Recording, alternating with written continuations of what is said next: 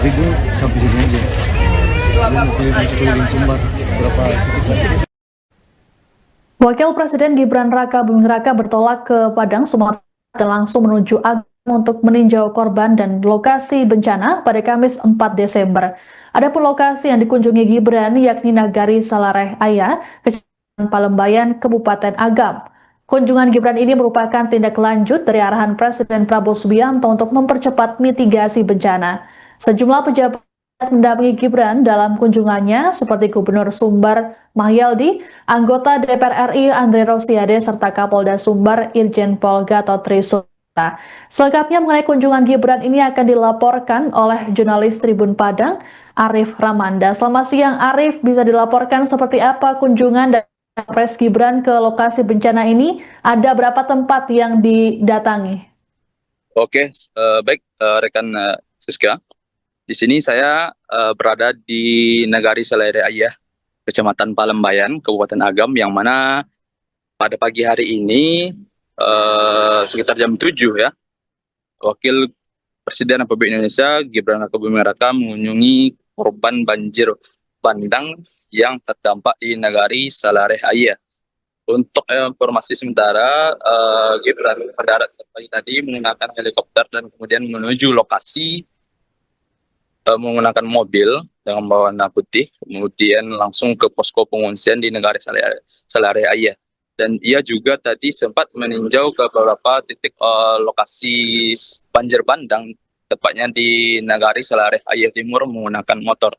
Untuk tinjauan lokasi itu hanya di Kecamatan Palembayan, Kabupaten Agam. Baik, Arif, tadi Wapres juga terlihat berinteraksi dengan para pengungsi di tenda pengungsian. Lalu apa saja yang disampaikan warga kepada Gibran? Untuk yang disampaikan warga, khususnya yang korban yang terdampak banjir bandang di Nagari Salareh Aya, Kecamatan Palembayan, Kabupaten Agam, itu menyampaikan kebutuhan yang sangat mendesak pada saat ini, yang mana banjir bandang itu telah menghadang Kecamatan Palembayan itu pada Kamis 27 November 2025 yang lalu, hingga kurang lebih seminggu lebih warga memerlukan beberapa kebutuhan mendesak seperti listrik, yang mana sudah lebih sepekan listrik di sini mati, kemudian untuk akses sinyal juga putus, hingga untuk berkomunikasi keluar juga susah, dan warga juga meminta bantuan kepada Wakil Presiden Pak Gibran untuk mengirimkan alat-alat MCK, khususnya karena kekurangan air bersih, hingga untuk juga diperlukan portable, toilet portable kan Siska. Baik, selain berinteraksi, apalagi yang dilakukan oleh Wapres Gibran dalam kunjungannya ke Agam tadi pagi? Untuk selain berinteraksi, Wakil Presiden Gibran Raka Buming Raka itu juga meninjau beberapa lokasi yang terdampak di sebelah Nagari Salareh Aya, yaitu Nagari Salareh Aya Timur. Dia menggunakan motor meninjau langsung apa aja yang terjadi di Nagari Salareh Aya. Kemudian Gibran juga tadi sempat di posko pengungsian memberikan hadiah kepada anak-anak karena untuk menghibur akibat peristiwa yang terjadi pada Kamis 27 November 2025 yang lalu, Siska. Baik, adakah pesan yang disampaikan oleh Gibran terkait dengan penanganan banjir dan juga longsor di Sumbar ini, Arif? Untuk penanganan yang jelas, Gibran hanya untuk saat menyampaikan memastikan akan mengirimkan toilet portable ke lokasi pengungsian.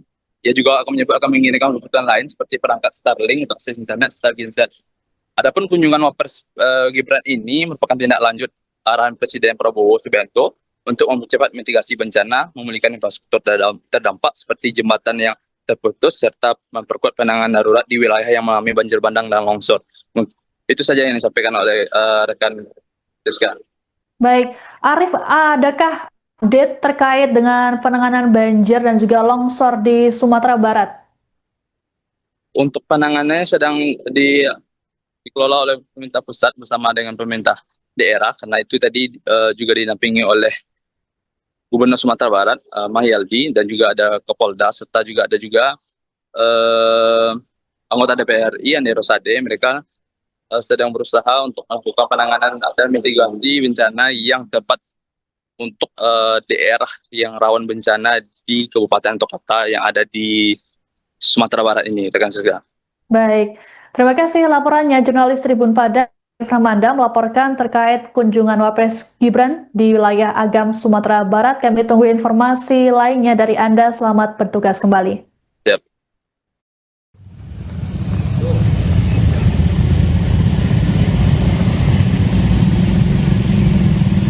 Bang, kirim di video ntar. Siap.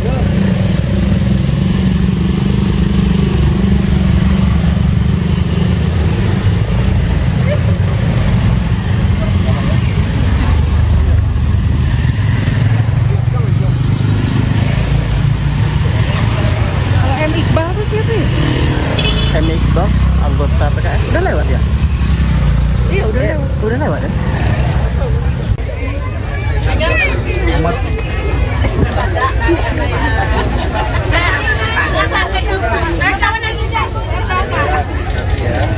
Portable way.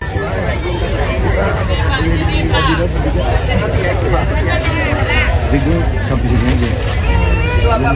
Keliling Sumbar berapa titik lagi?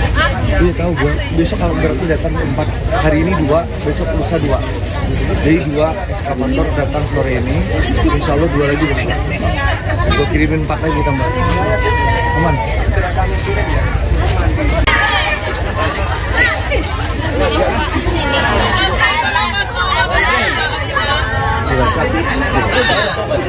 Sini.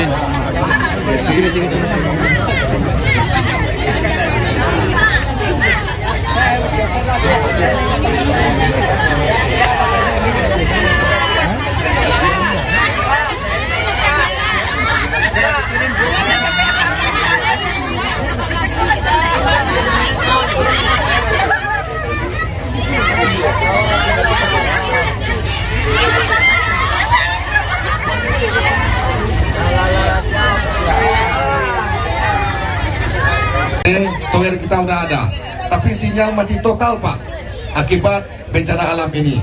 Listrik, sinyal, dan jalan provinsi ini Pak, kami sangat berharap Pak Wapres.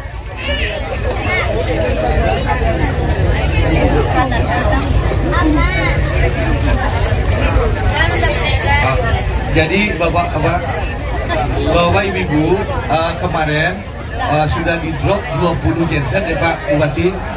PLN sudah ngedrop 20 genset kemarin. Insya Allah hari ini PLN juga akan drop 20 genset, dan insya Allah lusa akan ada 20 genset. Jadi ada 60 genset untuk Pelambayan sudah disiapkan oleh PLN. Lalu yang tiang listrik, kita lagi buka arus ya Pak, buka jalan.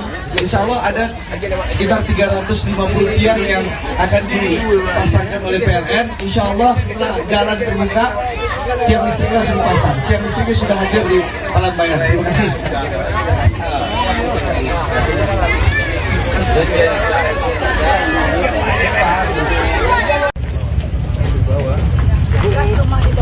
Gue ngungsi di mana sekarang?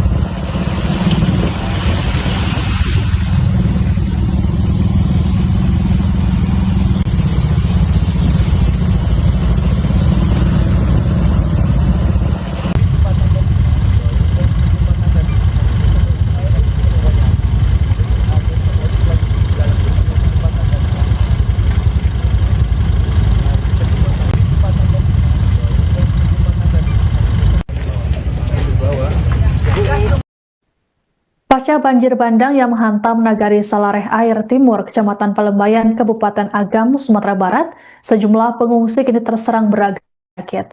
Warga mengeluhkan gatal-gatal, batuk, flu, demam, hingga infeksi saluran pernafasan atas atau ISPA. Kepala UPTD Puskesmas Basuk, Dr. Amalina Restia, ditemui pada Rabu 3 Desember menyampaikan penyakit tersebut menyerang berbagai kelompok usia, mulai dari usia produktif hingga lansia. Menurut Restia, cukup banyak kunjungan warga ke posko kesehatan untuk mengobati penyakit mereka. Selain penyakit-penyakit tersebut, Restia mengatakan pihaknya juga mewaspadai gangguan lain seperti diare dan gastritis yang rentan menyerang para pengungsi. Beberapa warga ada yang sampai dirujuk ke RSUD Basung karena harus mendapat penanganan khusus. Restia memastikan bahwa stok obat di posko kesehatan cukup untuk kebutuhan pengobatan sementara. Adapun stok obat dari puskesmas juga sudah dipindahkan ke wilayah terdampak. Saat ini, tim medis juga berupaya untuk melakukan pencegahan agar penyakit menular tidak menyebar di lokasi pengungsian.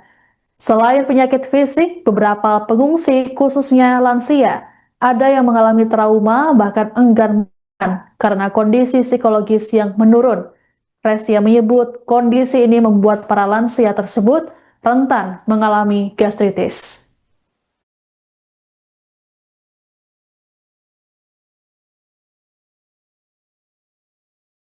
Bu, pasca 1 pekan ya bencana gelodor di sini, bagaimana kesehatan masyarakat hari ini, Bu?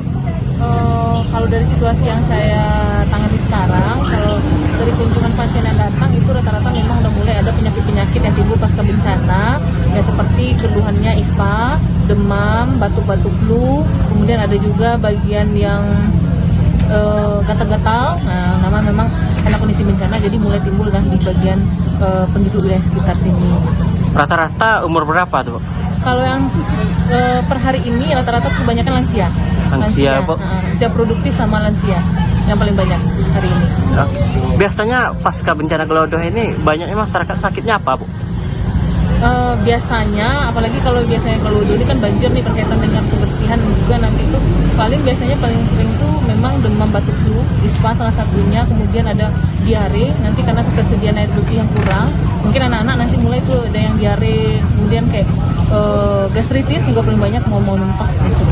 Sejauh ini apakah ada yang dilarikan ke rumah sakit terdekat, Bu, yang di sini, Bu? Kalau untuk hari ini belum ada. Cuman kalau dari info yang kemarin ada beberapa yang memang dirujuk ke rumah sakit kalau memang ada yang butuh penanganan khusus. Penanganan khusus, Bu.